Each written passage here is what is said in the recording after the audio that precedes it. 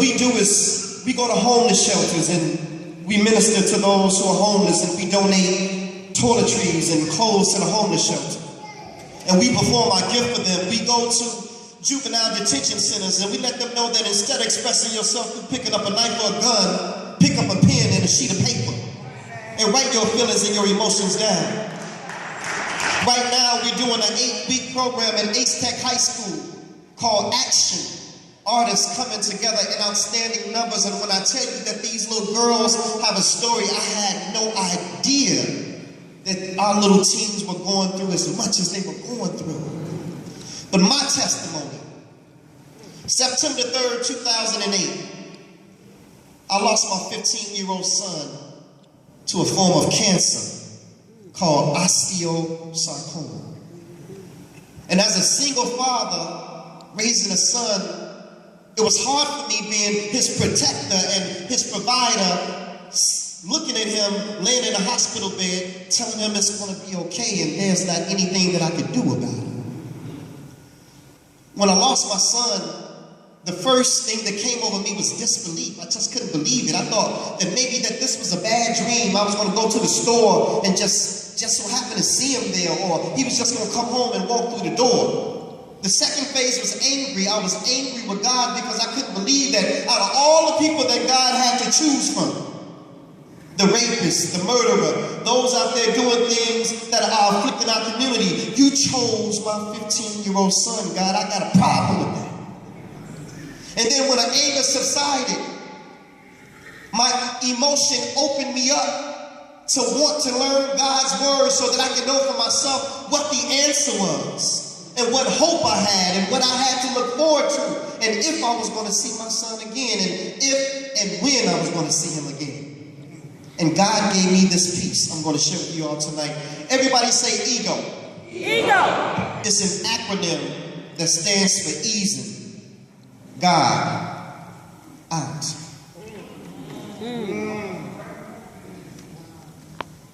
Hey God, where you at? I've been looking for you. Seems like you've been avoiding me or something. And I've been searching for you for years with no answer, just anticipation. And I've been going through this transformation, but every time I call on you, God, it's like I get put on hold. And they say that you hear all and that you see all, but seems like you ain't never available, God, when I call. See, y'all, I remember it was January 91. I had just left Simeon's Martin Luther King ceremony speaking. I wasn't feeling too well that day. Little did I know that all the while, my appendix had been leaking. And where were you, God? Just when I thought nowhere to be found. And if it wasn't for my son's mother convincing me to go to St. Bernard's that night, Blaq Ice wouldn't be here with you in church right now. And where you at, God, that morning when I went to work and when I got to 123rd and Kesey, right by the cemetery, this lady ran the light. The last thing I saw past her was headlights. A 3-car collision that almost took my life, but where are you, God? And where you at, God, when my mother was stricken with cervical cancer? She's been going to the Kingdom Hall serving him since before I was born, and we both called on you and you still didn't answer. Come on, God, this is my mother. Tell me, is this how you treat all your sons and your daughters? And where you at, God, that day my son died? I sat there at the University of Chicago and I watched him come back twice. You could have intervened, you could have saved his life, but where are you, God? And where you at, God, when... Okay, my son, I've heard enough. Now I know that times for you have been rough, but son, where's your faith? Seems like you only seek my face when you need me, for I am a full-time God, my son. Do you really believe in me? Well, if so, then you would know that I am the creator of the universe. All that you see from the highest heights of heaven to what you have discovered beneath the earth. I am the God of Abraham, Isaac, and Jacob. I am the God of Moses, Lot, and David.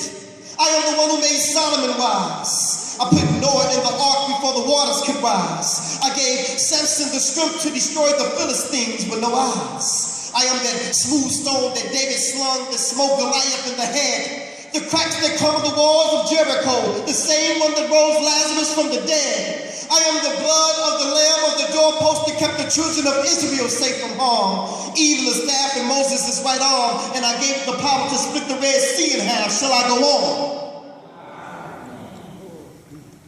Please forgive me, Father. He said, no, son. I already have. Yes.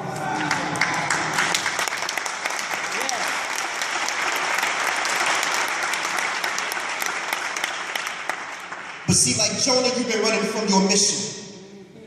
I've been trying to reach you and speak to you for years, but your ego just wouldn't let you listen. When your appendix was spreading poison through your body, I was the voice that spake to your son's mother warning you. And do you remember what you promised me, my son? Yes, Lord, I do. I promised you that if you allowed me to make it through, that I would turn my life over to you. But what did you do? You continued to play. So I spoke to you again in the form of a three-car collision, but I allowed you to walk away that day. And have you ever asked yourself the question why the accident was by a gravesite? I was showing you that the road that you were traveling on ended at the cemetery if you didn't change your life. But you still didn't listen. And as for your mother's cervical cancer, I am the reason why your mother's cancer is in remission. And I know your son's gone. But his body was sick, so I relieved him of his pain and I called him home. And yet and still I stayed by your side. All those moments that you felt alone, yet you still rejected my truth. If you only could have put your ego to the side and listened to all those whom I sent to you. Yes. Lord, you mean to tell me what all the while I was waiting to hear from you? You were sending me messages to all those whom I rejected? Yes, my son, this is true. And instead of focusing on the guides, submit to the truth that you find inside. For Satan is the one who subtracts and divides, but I am the one who adds and multiplies. I'm telling y'all, he opened my eyes. Yes. And so to those of you who can't accept the truth, because your ego won't allow you to accept who the truth is coming through, take this as a lesson. Because see, God just ain't using these politicians today, because asking some of these politicians questions is just like asking blind men for directions. But it's the truth that counts. Yes. And see, New Day, in this case, my ego just wasn't my ego. But my ego was easy.